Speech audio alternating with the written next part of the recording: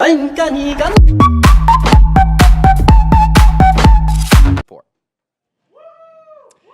guys. I am here with Stunt, successful support of FLyQuest. Now, after that game, oh my goodness, it looked so back and forth at a point. You guys were down 6 turrets at one time, I believe. What was the comeback? What was the turnaround point for you guys?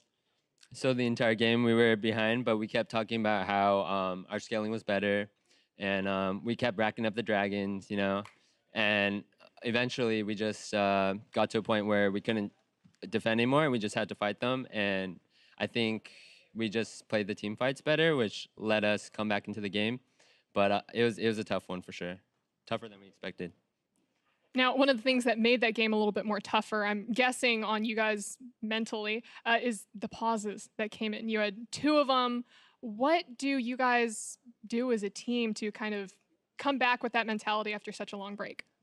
So the pauses were, it was like such a like we just killed Rengar. It was like a huge high, and then the pause, we just lost all of our high.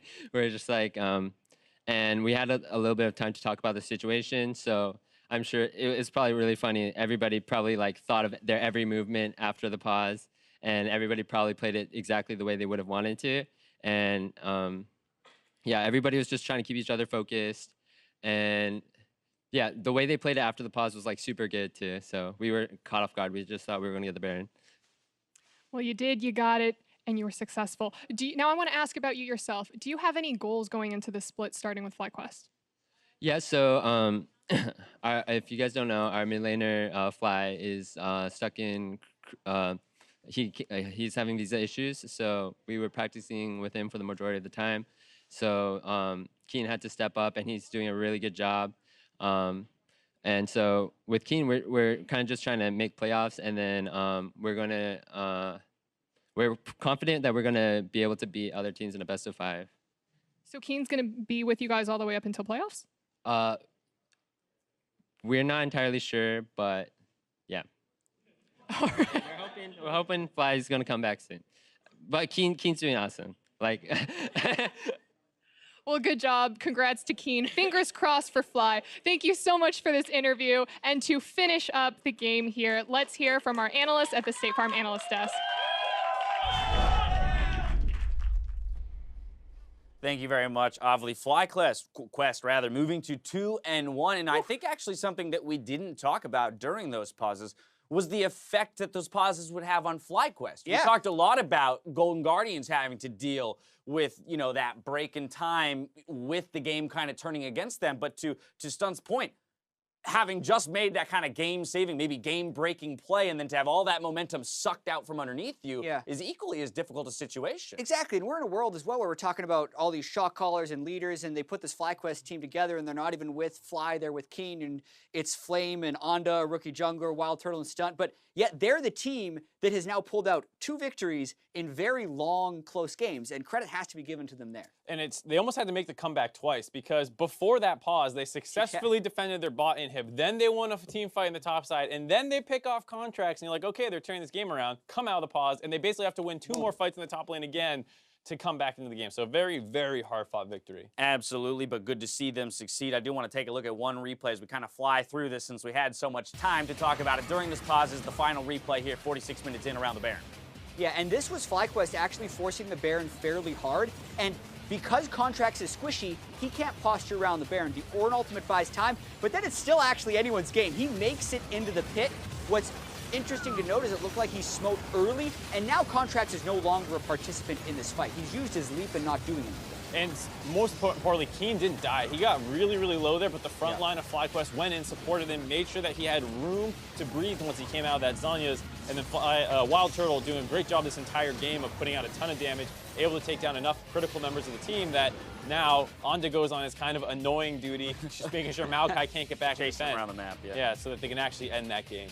And look at that gold graph, though. 8,000 gold lead by Golden Guardians before 30 minutes. So they will be kicking themselves if they were not able to pull a victory out of this one. So yes, FLyQuest did some really good fight forces with the Ornn that was unblockable based on Golden Guardians team comp to set up onto Zac ultimates, which were huge factors in those team fights, but Golden Guardians still had that huge lead. Let's keep talking about that guy. Onda stepped up huge to earn player of the game and joins 4 other members who earned that accolade today. Those 4 are Febivin, Hansar, Dardoch, and Ryu, but I do want to talk about Onda as a rookie jungler. Someone needs to start banning this guy Zac because he's a complete beast on it. The early game did not work out very well, obviously, but then in the team fights where they finally started winning these games, he basically obliterated the backline of Golden Guardians, landing onto high, holding his ultimate until high flashes, getting the Q on and pulling him back, then to use his ultimate. Those kinds of plays just show that he understands the champion very well. Remember when Febivin got a pentakill?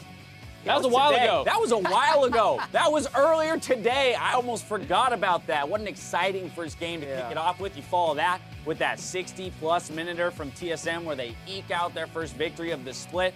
Dardoch on his new home in Echo Fox, 3-0 start for them. I mean, the NA LCS right now, not at all what I had imagined it would be, but exciting me even more so than I expected. And that Dardoch game with Echo Fox versus C9 was so back and forth the entire time. We focused a lot on Liquid Huni there, but a lot of great performances all around. Monster Terror ults out of Adrian. The whole team was playing very, very well that game, and Dardoch made sure to support Huni at the critical times. All right, well, as we wrap up the day, let's see how the teams stack up. Up in the top, only 2 teams remain undefeated, with 100 Thieves and Echo Fox sharing first place. Cloud9 Team Liquid, they dropped to 3rd alongside Clutch Gaming and FLyQuest. Earlier, we brought in another set of predictions in hopes of putting Mark and Jad's picks into perspective, but the good old coin, it went 0-5 on the first day of broadcast. Only day, it's not coming back. Get crushed. You thought a coin could beat the Analyst. My boy George let me down. Dash. George, what are you doing to me, man? We're never bringing this coin back. This coin will not return. No coins. All right, don't be specific. Coins cannot predict the NA LCS. I'm going to smelt it and make it a ring and wear it. Right, but I'm going to go ahead and open my inbox to suggestions for other methods of prediction. I'm going to throw the coin in the wishing well to Jad and wish that a coin never tries to predict a game again. Here, you can have, I don't want this. This is bad luck. Who needs a coin? You can have that. Make your wish. Throw it away, please, dear God. I'm very proud of you both for outdoing the coin. It actually did even you guys up in the standings, as we saw. 9-6 apiece for the both of you. So going in tomorrow, hopefully we get a little bit of a tiebreaker in the predictions. And speaking of which, let's look ahead at tomorrow's games. First up, we've got Echo Fox, who hope to sustain their undefeated streak against TSM. And then Cloud9 take to the stage against 100 Thieves with Team Liquid versus Clutch Gaming to close out the weekend. Let's talk about this for a bit. Any matchups that are jumping out at you as big ticket ones? Predictions are excruciating right now for these games, because I can actually in my head make an argument for any of these games going back and forth. Like the big ticket items are the undefeated teams trying to remain undefeated. Even Echo Fox against TSM. Preseason, you would have had TSM as the favorite, but based on these games, like Echo Fox looks so great. That's games 1 and 2, by the way. I was about to say, that's games 1 and 2 tomorrow. I like game 5, Team Liquid versus Clutch Gaming. Team Liquid in 2 of their games have come out kind of lackluster in the first 20 minutes of the game. They throw their leads away. They're not making huge advantages. And then that's a little scary. Clutch Gaming, we've seen how aggressively Febivin can take over a game. So that's one that I'm going to be looking at as well, because they're both at 2-1. All right, well, there you have it. Stay tuned on Riot Games Stream for a rebroadcast of Week 2, Day 2 of the EU LCS. But now, for myself, the casters, the entire live broadcast crew, thank you for watching, and we'll see you tomorrow for more NA LCS. Good night.